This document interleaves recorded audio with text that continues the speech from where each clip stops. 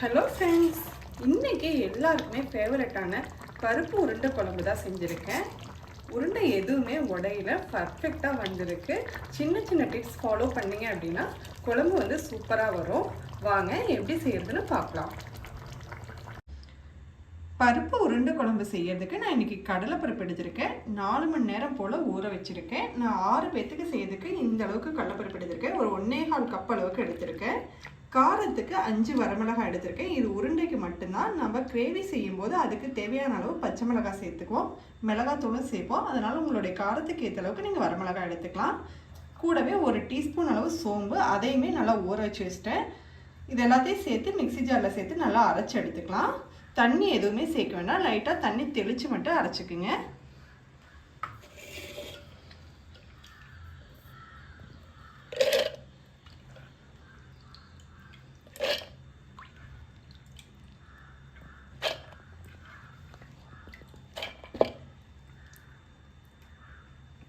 நான் 2 பேட்சாக அரைச்சி எடுத்துக்கிறேன். ஒரே டைமில் அரைக்கிறதுக்கு ஜார் பத்தாது. இது கூட உப்புமே சேர்த்து அரைச்சிடலாம். உப்பு சேர்த்து அரைச்சிட்டோம் அப்படின்னா உருண்டை வந்து உடஞ்சி போகாது, அப்படியே கட்டியாக இருக்கும். இல்லைன்னா நீர் விட்ட மாதிரி வரும். இதெல்லாமே சேர்த்து அரைச்சிக்கலாம். தண்ணி வந்து எதுவுமே சேர்க்காதீங்க, அப்படியே அரைங்க. 1க்கு 2 அரைங்க ஃபஸ்ட்டு. 2வது பேட்ச் வந்து நல்லா நகன்னு அரைச்சிக்கலாம். பாதி வந்து 1க்கு 2ஆகவும் பாதி வந்து நகன்னு இருக்கிற மாதிரி அரைச்சி எடுத்துக்கலாம். பருப்பு எல்லாமே நான் 2 பேட்சாக அரைச்சி எடுத்துட்டேன். இது கூட வந்து நம்ம வெங்காயம் சேர்த்துக்கலாம். பொடி பொடியாக நறுக்குன வெங்காயம் நான் 2 வெங்காயம் எடுத்துருக்கிறேன். நார்மல் சைஸ் வெங்காயம் 2 வெங்காயம் எடுத்திருக்கேன். கருவேப்பிலை வந்து சின்ன சின்னதாக கட் பண்ணி எடுத்திருக்கேன்.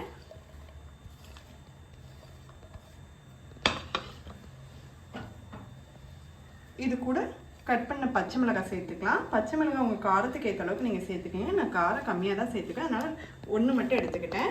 இதெல்லாமே சேர்த்து நல்லா பிசைஞ்சு உருண்டை பிடிச்சிக்கலாம்.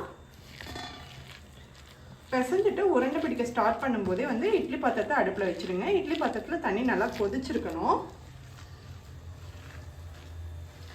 நம்ம இதெல்லாமே ஆவியில் தான் வேக வைக்க போகிறோம், இட்லி பாத்திரத்தில் தான் வேக வைக்க போகிறோம். அதனால் தண்ணி வந்து நல்லா கொதிக்க வச்சுடுங்க ஃபஸ்ட்டு.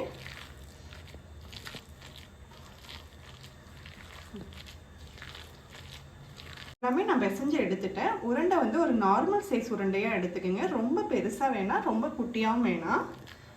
ஓரளவுக்கு நார்மல் சைஸாக நல்லா டைட்டாக பிசைஞ்சு எடுத்துக்கோங்க.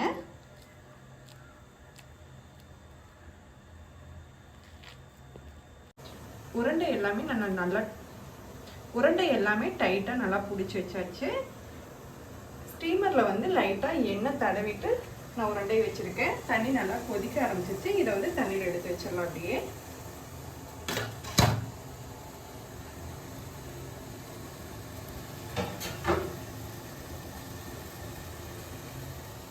க்ளோஸ் பண்ணி வச்சுருங்க. ஒரு 15 நிமிஷம் போல் இந்த உருண்டை நல்லா வேகும். உருண்டை ஆவியில் நல்லா வேகிறதுக்குள்ள நம்ம வந்து குழம்புக்கு தேவையான பொருள் எல்லாமே நல்லா வதக்கி விட்டுடலாம். குழம்பு தாளிக்கிறதுக்கு ஃபஸ்ட்டு கடாயில் எண்ணெய் சேர்த்துக்கலாம். நான் இன்னைக்கு கடலை எண்ணெய் தான் எடுத்துக்கிறேன்.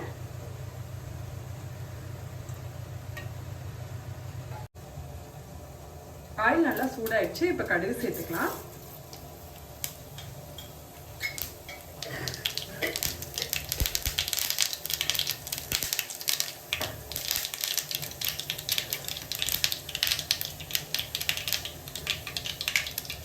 கடுகு வெடிச்சோடனே வெங்காயம், பூண்டு, கருவேப்பிலை 3மே சேர்த்துக்கிறேன். வெங்காயம், பூண்டு 2மே வந்து சின்ன சின்னதாக கட் பண்ணி வச்சுக்கிறேன். பூண்டை நீங்கள் தட்டி சேர்த்துக்கிறனாலும் சேர்த்துக்கலாம்.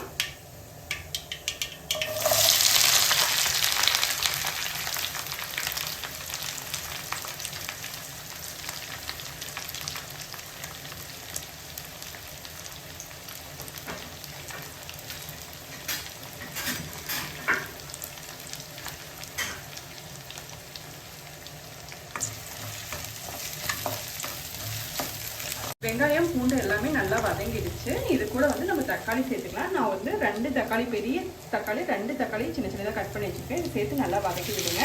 தக்காளி மைய வெந்துடணும்.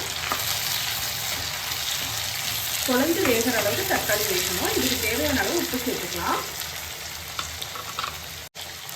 குழம்புக்கு தேவையான அளவு உப்பு மட்டும் சேர்த்துக்கலாம். ஆல்ரெடி வந்து உருண்டையில் வந்து நம்ம உப்பு சேர்த்துருக்குறோம், அதனால தேவையான அளவு உப்பு மட்டும் சேர்த்துக்கணும். கடைசியில் பத்தலைனா சேர்த்துக்கலாம்.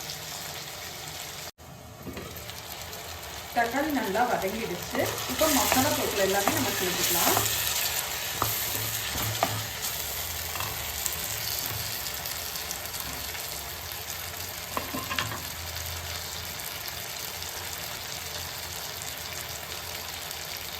குழம்புக்கு தேவையான அளவு மஞ்சள்தூள் சேர்த்துக்கோங்க. உங்களுடைய காரத்துக்கு ஏற்ற அளவுக்கு மிளகாத்தூள் சேர்த்துக்கோங்க. ஆல்ரெடி பச்சை மிளகாயும் சேர்த்துக்கோ, அதனால நான் மிளகாத்தூள் கம்மியாக சேர்த்துக்கிறேன். மல்லித்தூள் 1/2 டீஸ்பூன் அளவு சேர்த்துக்கிறேன். இது ஆப்ஷனல் தான், நீங்கள் தேவைன்னா சேர்த்துக்கலாம், இல்லைன்னா இதை வந்து ஸ்கிப் பண்ணிக்கலாம். மசாலா தூள் சேர்த்துட்டு அடுப்பு வந்து குறைச்சி வச்சுடுங்க, இல்லைன்னா கருகின மாதிரி ஆகிடும். ஒரு 2 மினிட்ஸ் பச்சை வாசம் போகிற வரைக்கும் நல்லா வதக்கி விடுங்க.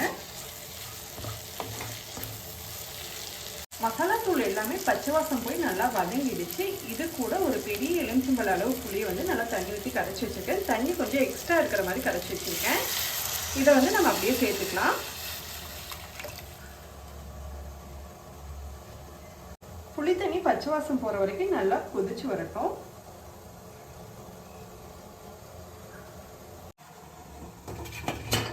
உருண்டை எல்லாமே 15 நிமிஷம் போல் வெந்துருச்சு. இதெல்லாமே எடுத்து நல்லா ஆற வச்சிடலாம். சூடாக வந்து நம்ம கிரேவியில் சேர்க்கக்கூடாது, அதனால கொஞ்சம் நேரம் ஆறட்டும். புளிக்கரசல் வந்து கொதிச்சு ரெடி ஆகிறதுக்குள்ளே நம்ம அரைக்க தேவையான பொருள் எல்லாம் அரைச்சி எடுத்துக்கலாம். 1 கப் அளவு தேங்காய் எடுத்திருக்கேன். ஒரு சின்ன மூடி தேங்காய் வந்து துருவி எடுத்திருக்கேன். இதை சேர்த்துக்கலாம்.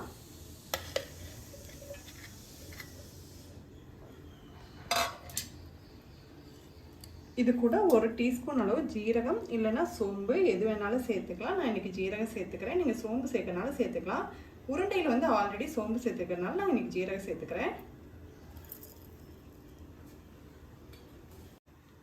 இது கூட கொஞ்சமாக தண்ணி சேர்த்து அரைச்சிக்கோங்க. ரொம்ப தண்ணி போல் அரைச்சிடாதீங்க. தேங்காய் வந்து கொஞ்சம் கெட்டியாக இருக்கிற மாதிரி அரைச்சிக்கோங்க. புளிக்கரசல் எல்லாமே பச்சை வாசம் போய் நல்லா கொதிச்சு வந்துடுச்சு. இப்போ தேங்காய் வந்து சேர்த்துக்கலாம். அரைச்சி வச்ச தேங்காய் ஜீரகம் 2ஐயும் சேர்த்து அரைச்சி வச்சுருக்கோம், அதை சேர்த்துக்கலாம்.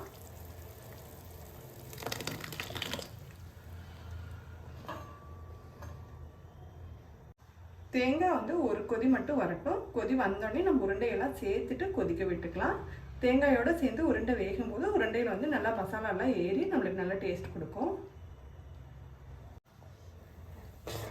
குழம்பு வந்து இந்த அளவுக்கு தண்ணியாக இருக்குது. நம்ம உருண்டையெல்லாம் சேர்த்தோம் அப்படின்னா உருண்டை வந்து கொஞ்சம் உறிஞ்சிடும். அதில் இருக்கிற பிசுரெல்லாம் சேர்ந்து இன்னும் கொஞ்சம் கெட்டி ஆகிடும். அதனால் இந்த அளவுக்கு இருக்கிற மாதிரியே வச்சுக்கோங்க.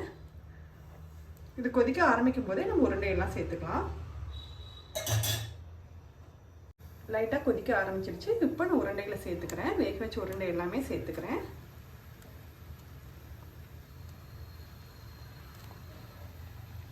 எதுவுமே உடையில அப்படியே இருக்கு.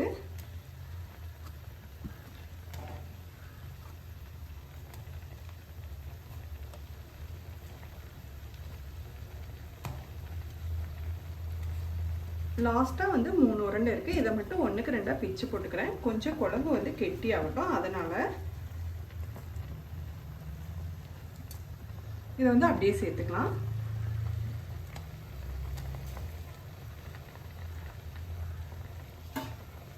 அவ்வளோதான். குழம்பு எல்லாமே வந்து உருண்டையோடு சேர்த்து நல்லா கொதிச்சு வரட்டும். அவ்வளோதான் ஃப்ரெண்ட்ஸ், உருண்டை எல்லாமே நல்லா வெந்துடுச்சு. எதுவுமே உடையில, குழம்புமே நல்லா திக்காயிடுச்சு. கண்டிப்பாக ட்ரை பண்ணி பாருங்கள். செம்ம டேஸ்டியான ரெசிபி. இந்த ரெசிபி பிடிச்சிருந்ததுன்னா லைக் பண்ணுங்கள், ஷேர் பண்ணுங்கள், கமெண்ட் பண்ணுங்கள். எங்கள் சேனலை சப்ஸ்கிரைப் பண்ண மறந்துடாதீங்க ஃப்ரெண்ட்ஸ்.